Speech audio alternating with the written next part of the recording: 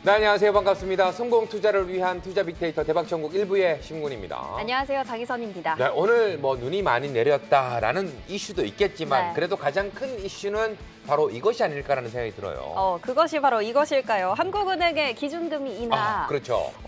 동결 전망이 좀 우세했던 만큼 꽤나 좀 깜짝스러운 이벤트가 아니었나 싶습니다. 네, 그럼에도 불구하고 시장이 크게 반응해 주지 않아서 좀 아쉬웠다라는 분들도 상당히 많이 계시는 것 같더라고요. 맞습니다. 그래도 이 시점에서는 또 어떤 전략이 필요할지 궁금하신 분들 많을 것 같은데요. 그래서 오늘 모셨습니다. 이태우, 임종혁, 최영돈 파트너 나와 계십니다. 어서 오세요. 네, 안녕하세요. 반갑습니다. 자, 이태우 파트너님. 네.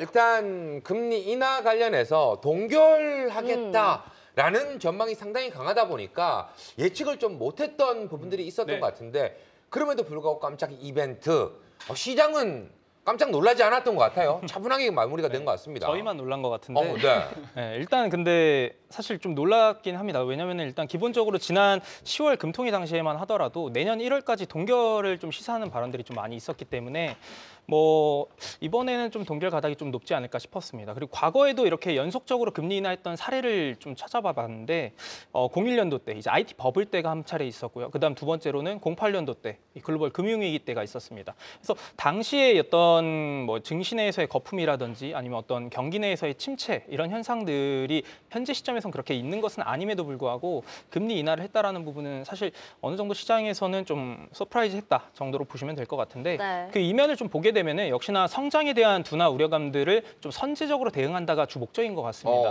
그래서 시장에서는 어쨌든 다음번에도 마찬가지로 금리 인하를 좀 진행할 수 있는 3개월 내에 인하 가능성이 좀 있기 때문에 기대감들은 분명히 있는 것은 맞습니다. 특히나 말씀해 주신 것처럼 헬스케어라든지 인터넷이라든지 게임과 같은 이런 성장주 단에 어떤 기대감들은 있긴 하지만 생각보다 그렇게 많은 어떤 수급 요인들이 유인되지는 않을 것이다. 왜냐하면 동결이 됐을 때의 효과가 저는 조금 더 크지 않았을까 싶었던 게 결국에 지금 현재 강달러 현상이 있기 때문에 네.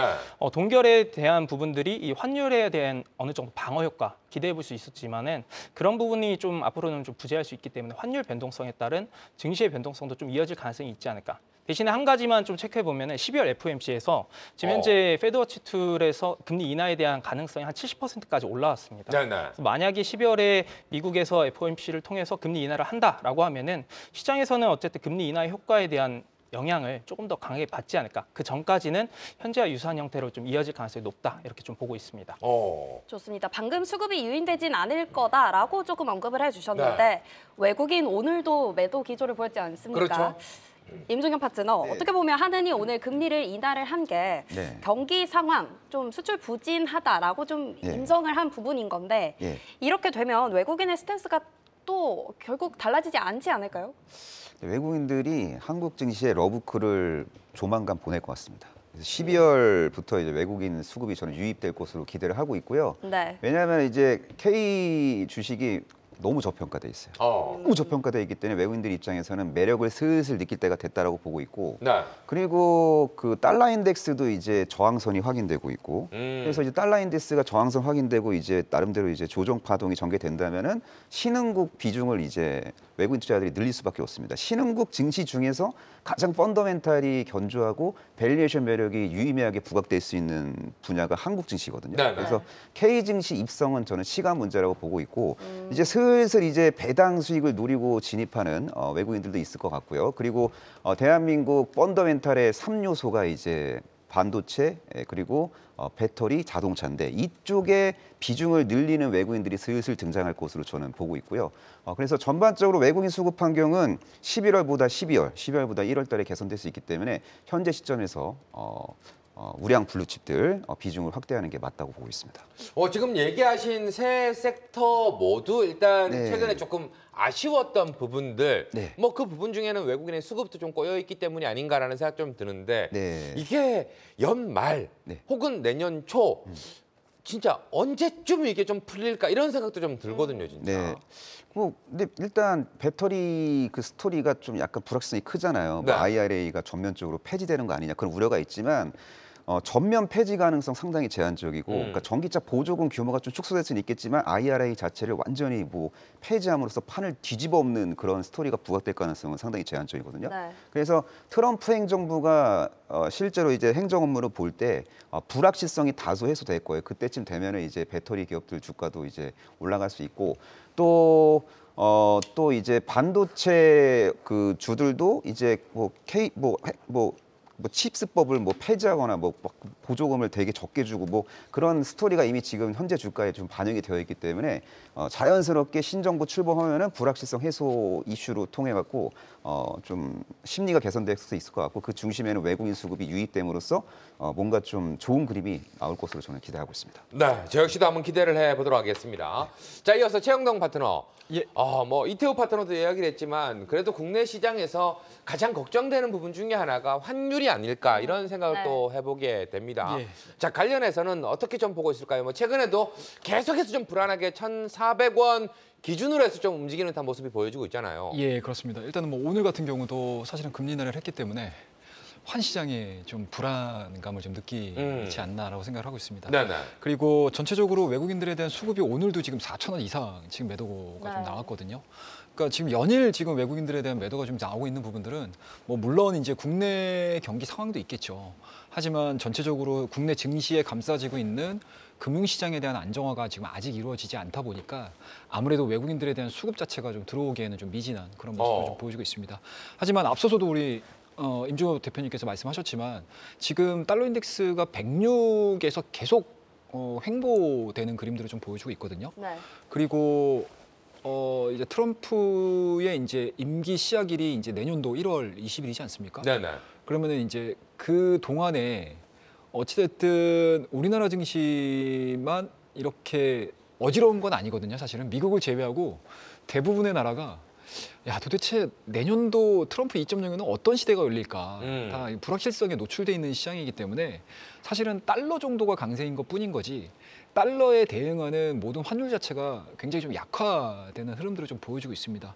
뭐 그런 부분들에 있어서 우리나라 원달러 환율이 1,400원대에 계속 이제 왔다 갔다 하는 모습들은 그렇게 좋은 모습들은 아니긴 하지만 어찌됐든 달러 인덱스가 106에서 추가적으로 상승하는 그림들은 안 나와요. 그러니까 오히려 최근 들어서 고점 자체가 좀 낮아지는 모습들을 좀 보여주고 있는 상황들이기 때문에 인덱스 값 자체가 계속 하방으로 좀 흘러간다라고 하게 되면 일단은 뭐 오늘 금리 인하가 좀 변수가 될 수는 있겠지만 실질적으로 현재 지금 보여주고 있는 원달러의 환율 부분들은 뭐 단기간 안에 그러니까 확률적인 그러니까 불확실성에 대한 기간 자체가 점점 축소가 되는 상황인 거지 않습니까? 네. 그렇다면 안정을 좀 찾아갈 가능성이 상당히 높기 때문에 일단은 뭐 피크는 좀 지났다라고 생각을 좀 해볼 수 있지 않겠나라고 생각을 하고 있습니다.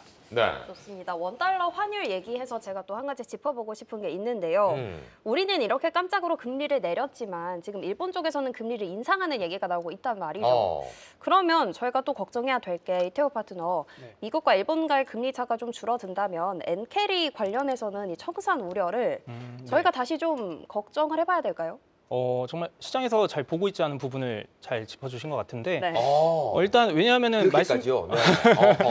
왜냐하면 말씀해주신 것도 맞는 부분이 있는 것 같은 게 일단 네. 기본적으로 일본의 금리와 그다음 미국의 금리 차가 좀 그 폭 자체가 줄어든다라고 하면은 네. 확실히 이제 엔저 현상으로 인해서 엔화를 통해서 이제 다른 국가에 어떤 투자를 했었던 그 물량 자체 그게 이제 엔캐리 트레이드 물량인데 그것들이 청산될 수 있다라는 우려감도 나와줄 수는 있겠지만은 사실 지금 시장에서는 그 영향은 그렇게 크진 않을 거라고 개인적으로 생각합니다. 왜냐하면은 지난 8월과 9월경에 이미 한 차례 그 엔캐리 트레이드 청산 매물에 대한 우려감들이 피크아웃을 찍은 이후에 현재는 좀 많이 소강되어 있는 상황이고요. 네. 한 차례 이제 시장이 또 학습 효과라는 거를 좀 보게 되면은 한 차례 그런 움직임들이 나왔던 것을 감안했을 때는 이번 시점에는 크지 않을 것이다. 거기다가 지난 9월과 10월부터 그 일본 엔화에 대한 어떤 선물 시장 자체도 수급 청산이 많이 이루어진 부분들이 있기 때문에 개인적으로는 그 엔캐리 트레이드 청산에 대한 매물들 나올 가능성은 있긴 하겠지만은 시장에 미치는 영향 자체는 8월, 9월 대비는 좀 제한적일 것이다. 정도로 보시면 좋지 않을까 싶습니다. 네, 알겠습니다. 알겠습니다.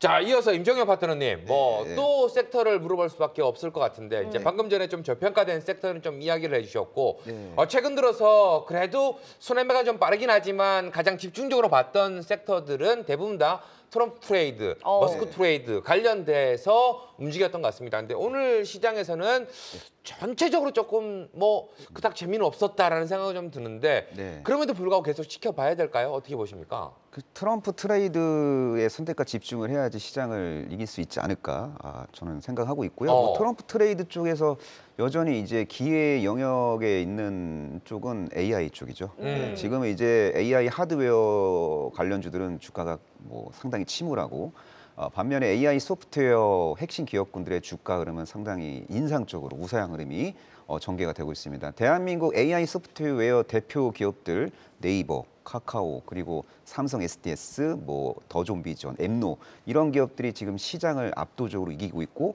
이들 기업들에 대한 스터디를 좀 심층적으로 해야 될 시점이 도래됐다라고 저는 보고 있습니다. 그래서 현재 시점에서 시장을 압도적으로 이기기 위해서는 AI 소프트웨어의 선택과 집중을 해야 한다고 보고 있습니다. 그러니까 AI 인프라에 대한 투자를 빅테크들이 아주 적극적으로 했고 그 결과물로서 AI 솔루션이 고도화될 수밖에 없고 AI 솔루션이 이제 고도화됨으로써 우리의 삶을 AI가 유익하게 이제 만들어 줄 것 같아요. 그래서 AI가 우리의 일상에 적극적으로 침투한다는 가정하에 그 기대감 등으로 인해서 AI 솔루션을 제공할 수 있는 기업들이 순환급등을 하고 있기 때문에 이 트렌드를 명확하게 캐치한 사람들이 12월 증시를 화려하게 장식할 수 있지 않을까 그렇게 보고 있습니다. 알겠습니다. 뭐 트럼프 트레이드나 이런 쪽 짚어주셨는데 그래도 금리 인하하면 또 떠오르는 게 바이오주 아니지 않겠습니까?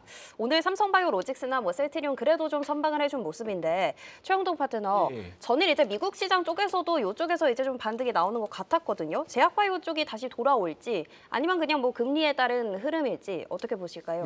일단은 뭐 매크로적인 상황으로 봤을 때 시장에 대한 상황들로 놓고 봤을 때 딱 두 가지 요인들을 좀 찾아볼 수가 있을 것 같아요. 네. 일단은 첫 번째로는 순환매죠. 그러니까 뭐 우리나라 증시가 피로감을 더 크게 받는 모습들이 어떻게 보면 이제 주도주가 없잖아요. 네. 그리고 계속적으로 뭐 하루 이틀 정도 올라갔다가 또 다른 종목으로 또 이동이 되는 그런 흐름들이 진행이 되고 있는 상황들이기 때문에 바이오 종목군들이 어떻게 보면 11월 달 한 달 내내 지금 굉장히 좀 곤욕을 네. 좀 치렀던 상황들이었습니다. 뭐 그런 부분들에 있어서 보시게 되면 일단 뭐 자율반등 구간에 좀 들어올 수 있는 그러한 이제 시기였다라고 말씀드릴 수가 있을 것 같고요.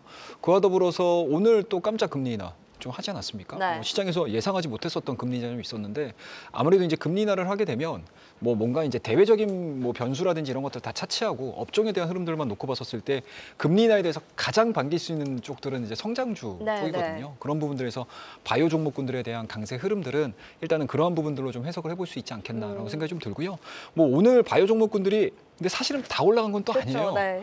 특히 이제 뭐 시총일이 알테오젠 같은 경우는 뭐 별다른 움직임이 없었습니다. 그렇죠. 오전장에 잠깐 움직였다가 또 마이너스로 끝났어요.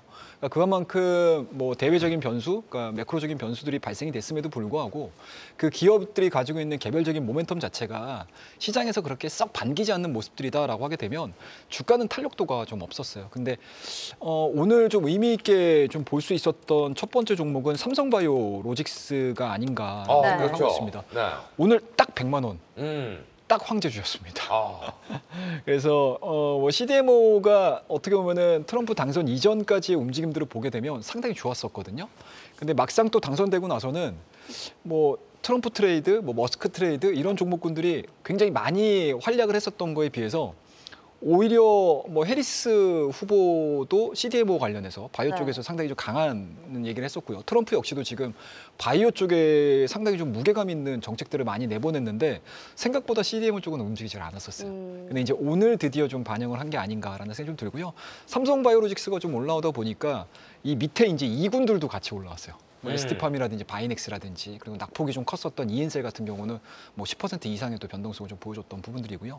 그리고 그동안에 우리 많이 얘기했었던 ADC 네. 얘기 많이 했었죠. 뭐 그런 종목군들, 뭐 리가캠 바이오라든지 API 네네. 바이오라든지 이런 종목군들도 일단은 한 4~5% 정도대의 상승을 좀 보여준 상황들이기 때문에 일단은 뭐 기술적인 반등, 그러니까 11월 달 한 달 동안에 너무 야속하게 흘렀던 주가 그리고 이제 오늘 긍정적인 뭔가 이제 금리 인하 그와 더불어서 이제 단기간에 좀 하락이 좀 컸었기 때문에 가격적인 메리트까지 진행이 되고 있는 상황들이기 때문에 일단은 연속적인 흐름들을 지켜보셔야 될 것 같아요. 네. 내일자에 알테오젠을 필두로 해서 시장에서 뭔가 이제 문제점들이 되는 기업들의 뭔가 이제 하나하나씩 좀 구름이 좀 거치게 되면 또다시 한번 또 바이오의 시대가 좀 오지 않겠나 생각을 하고 있습니다. 네, 뭐 바이오 섹터 이야기를 했더니 채팅방도 좀 활발하게 이야기를 해주고 계시는 것 같습니다. 네. 이태호 파트너님, 분위기를 조금 바꿔서 국내 이슈 중에 요즘 또 뜨거운 감자 중에 하나가 롯데그룹인 것 같습니다. 아, 네. 자, 관련해서 유동성 위기다 뭐 이런 이야기도 나오면서 롯데타워 이야기도 좀 나오고 있어요. 네. 이게 노이즈 마케팅이 아닐까라는 생각도 뭐 전 세계적으로도 상당히 높은 건물에 또 해당이 되니까요. 자, 관련해서는 어떻게 좀 보고 계십니까? 일단은 이제 롯데그룹 관련해서 만약에 보유하고 계신 분들께서는 일단은 좀 상황을 지켜보긴 해야 되고 네. 만약에 신규 매수로 만약에 최근에 낙폭과대 관점으로 접근하신다라고 하시는 분들은 지금 시점은 좀 좋지 않을 수 있다라는 거. 일단은 그 롯데그룹 내에서 신용 등급이 가장 높은 기업 중에 하나가 롯데케미컬인데 이 기업이 이제 발행했었던 회사채 중에 약 90%가 이번에 기한 이익 상실 사유가 발생을 했습니다. 이게 쉽게 얘기해서 채권자들이 어떤 조건을 이 기업에서 충족하지 못하게 되면은 회수할 수 있다라는 부분들이 있는 건데 그게 이제 발생한 것이고 금액을 제가 확인해 보니까 1조 3,650억 정도가 되는 규모입니다. 그래서 물론 이제 롯데케미컬 입장에서 보면은 뭐 현금성 자산도 한 1.9조 원 정도 있고요. 그리고 뭐 단기 금융 상품도 1.7조 원, 뭐 그리고 현금 흐름에 대한 부분도 9월 누적 기준으로 한 1.3조 원 정도 있기 때문에 뭐 유형 자산을 활용한 담보 여력은 충분하긴 합니다만은 시장에서 우려감들은 이번에 이런 담보 여력이 일시적으로는 뭐 어떻게 해소가 될 수는 있겠지만은 사채권자와의 어떤 원활한 협의가 있지 않는 이상 앞으로의 방향성은 좀 신용등급 강등 그러면서 롯데그룹 전반에 걸친 신용등급 하향 조정이 나올 수 있지 않을까라는 그런 우려감들이 좀 지배적인 상황이기 때문에 네. 현재 시점에서는 좀 지나가는 소나기를 좀 피해가야 되는 시점이지 않나. 물론 어. 개인적으로는 잘 원만한 합의가 이루어지면서 뭐 시장에서의 우려하는 영향까지는 좀 나타나지 않을 거라고 생각은 하는데 어쨌든 이 리스크는 한 번은 잘 해소는 해야 될 필요가 있는 시점이다. 그래서 이번에 그 사채권자들과 함께 어떤 협의를 통해서 진행을 한다라고 하는데 해당 분위기는 좀 살펴봐야 되지 않을까 싶습니다. 네. 알겠습니다. 뭐 낙폭 과대 관련해서 좀 얘기를 들었던 게 또 2차 전지 쪽이 아닐까 싶습니다. 그 안에서도 오늘 에코프로비엠은 뭐 코스피 이전 상장 추진 이런 이슈가 좀 있었죠. 임종혁 파트너, 네. 11월에 참 많이 빠졌지 네, 않습니까? 네. 어느 정도의 되돌림을 우리가 기대를 좀 해볼 수 있을까요? 에코프로비엠은 좀 수급 환경이 개선될 수밖에 없어요. 그래서 사실상 지금 현재 시점 2차 전지 대표 소재 기업 내에서 최선호 종목으로 트레이딩 관점 최선호 종목으로 이제 선정을 하시고 들여다 보셔도 되는 네. 상황이라고 저는 보고 있습니다. 일단 양극재의 핵심 원료가 이제 전구체고요. 전구체 그 핵심 원료가 이제 니켈 등이거든요. 니켈, 네. 뭐 망간 이런 것들인데 지금 니켈 가격이 하향 안정화되고 있어요. 어. 니켈 가격이 뭐 전저점 이탈하고 그러면은 뭐 출하 단가 좀 이렇게 떨어지고 수익성 훼손되는데 니켈 가격이 하향 안정화되고 있고 니켈하고 그 전구체하고 리튬을 이제 섞어 갖고 이제 양극재가 이제 탄생하는 구조인데 리튬 가격도 지금 하향 안정화되고 있습니다. 리튬의 생산 원가를 고려할 경우 리튬 생산 업체들이 현재 시점에서 적극적으로 막 생산을 막 하기가 너무 어렵습니다. 그래서 전기차 캐징 환경 안에서도, 그러니까 전기차 수요가 개선이 안 되고 있는 상황 속에서도 리튬 가격은 안정화될 수밖에 없고 또 내년 정도 되면은 자연스럽게 니켈과 리튬 가격이 계단식으로 점진적 상승 흐름이 전개될 수 있거든요. 그러면은 저가 원재료는 투입되는데 양극재 출하 단가가 서서히 이제 상승하면서 수익성이 개선되는 그림이 내년 상반기 중으로 확인이 될 수 있어요. 그래서 에코프로비엠은 현재 시점의 업황을 보기보다는 내년, 내후년 그리고 3년 후 업황을 보고 접근하는 게 좋고요.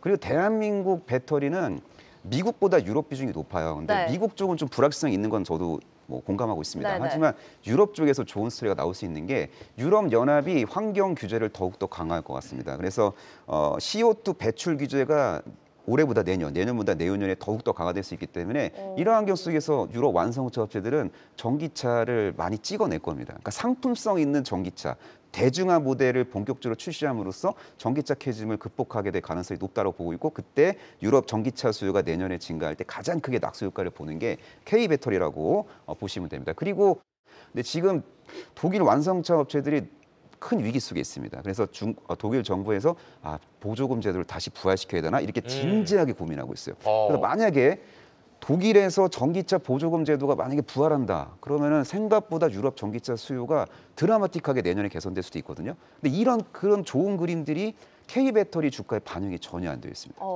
악재는 다 반영되어 있는데 호재가 안 반영되어 있어요. 그래서 한마디만 좀 얘기 더 해도 돼요? 그럼요. 예, 제가 좀 시간 너무 많이 할애하는 거 아닙니까? 아니요, 물 한 모금 멈출까요? 마시라고 얘기를 드리고 싶을 정도입니다. 아, 네. 그 IRA 폐지를 반대하는 공화당 내 하원 의원들이 다수입니다. 그래서 IRA를 전면 폐지할 가능성 상당히 제한적으로 보고 있고, 뭐 보조금 규모는 좀 줄일 수 있을 것 같긴 해요. 근데 중요한 거는 한 3년 후면은요, 이 그 배터리 가격도 하향 안정화되고 전기차 가격도 하향 안정화되고 상품성 있는 대중화 모델 미친 듯이 출시될 거고, 그리고 굳이 보조금이 없어도 2027년도에는 전기차가 이제 가격 경쟁력을 확보할 수 있어요. 제가 볼 때는. 네. 그래서 2027년도에 전기차 수요 폭발에 대한 그 큰 그림을 보고 접근하시면은 지금이 매수 기회인 거고, 뭐 오늘 사서 내일 팔고 뭐 그런 매매하시는 분들은 재미가 없겠지만, 저는 전기차 밸류체인에 있는 기업들은 빅피처를 보고 접근하는 게 바람직하고, 경제적 자유를 장기적으로 추구하고자 하시는 분들은 K배터리 지금부터 열심히 공부하셔야 됩니다.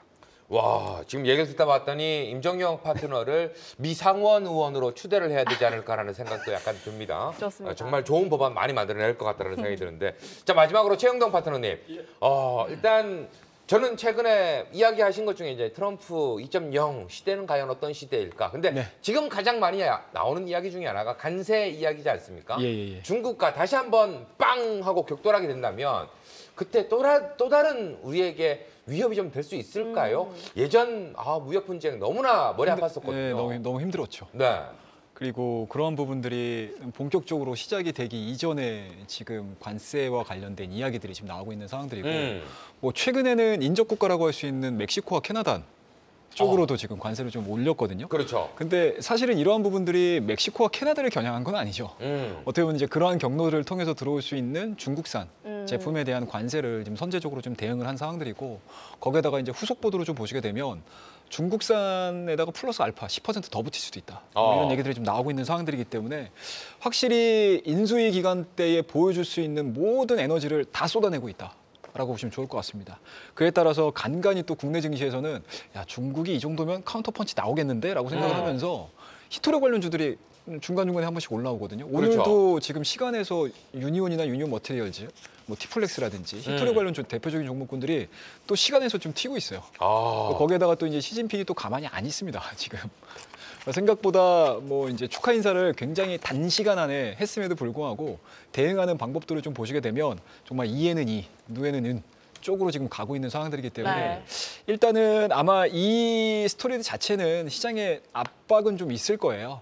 그렇기 때문에 우리나라 국내 어떻게 보면 이제 샌드위치잖아요. 네. 그렇죠. 그러니까 반도체 같은 경우는 어찌됐든 중국 쪽에서에 대한 매출이 굉장히 많은 상황들인데 HBM2 같은 경우도 지금 판매하지 말아라 이런 얘기까지 나오면서 삼성전자가 지금 너무 힘든데 HBM2까지 지금 판매를 못한다라고 하게 되면은 야 도대체 4분기 실적, 내년도 1분기 실적 걱정될 수밖에 없어요. 그렇다고 하면 반도체는 또 칩스법에 대한 우려감들도 분명히 있고요. 그리고 내년도 또 상반기 지나서는 또 HBM 가격들도 이제 상단을 찍고 좀 밀릴 수 있지 않겠느냐라는 기대감이라도 악재가 좀 나오면서 오늘 SK 하이닉스가 17만 원대 깼습니다.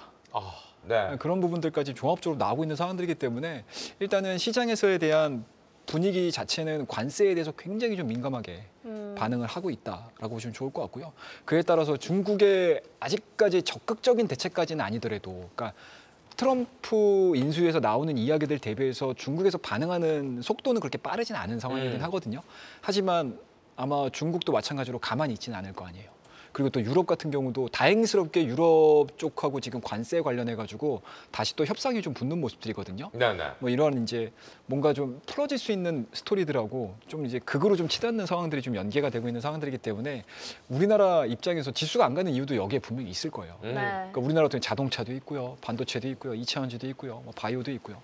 그러니까 이런 부분들이 좀 있는 상황들이기 때문에 관세와 관련된 노이즈 자체 이런 부분들은 일단은 트럼프가 백악관에 앉아서 직무를 시작하면서 초기에 어떠한 정책들을 좀 내보내는지 그 강도를 좀 체크를 해야 되는 상황들이기 때문에 영향력은 분명히 있다라고 말씀드리도록 하겠습니다. 알겠습니다. 결국은 1월까지 좀 기다려봐야지 뭐가 잘 보일 것 같습니다. 네. 이렇게 해서 세 분의 파트너와 함께 오늘 장 이슈 흐름 살펴봤습니다.